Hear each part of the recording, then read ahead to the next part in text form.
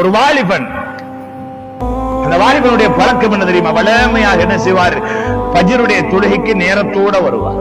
நேரத்தோட வந்து அதான் சொன்னதன் பின்னால இகாமத் வரைக்கும் குர்ஆன் எடுத்து ஓதிக்கொண்டிருப்பார். இது வளமை.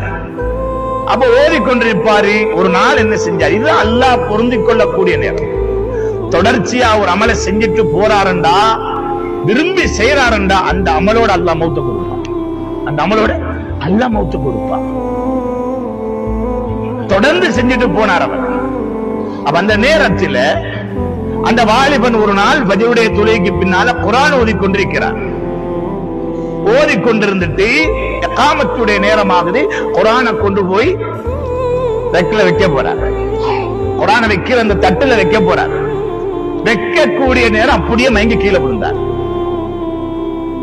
இப்ப எல்லாரும் என்ன செஞ்சாங்க? தூக்கிலாங்க, அவசரமா ஹாஸ்பிடல் கொண்டு போயிட்டாங்க.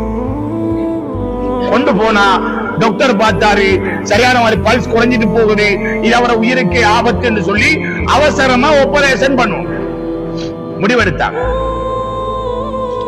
அவசரமா ஆபரேஷன் பண்ணும். ஏதோ ஒரு பிளாக் அவசரமா ஆபரேஷன் பண்ணும்.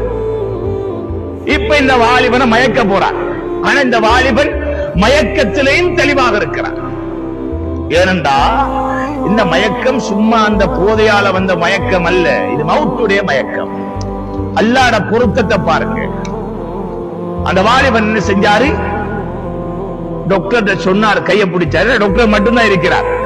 கையை பிடிச்சி சொன்னார், வானம் டாக்டர், நீங்க இன்ஜெக்ஷன் அடிச்சு என்ன மயக்கி என்ன ஆபரேஷன் பண்ணி கஷ்டப்படுத்த வேண்டிய அவசியம் இல்லை. இது அந்த மயக்கம் அல்ல.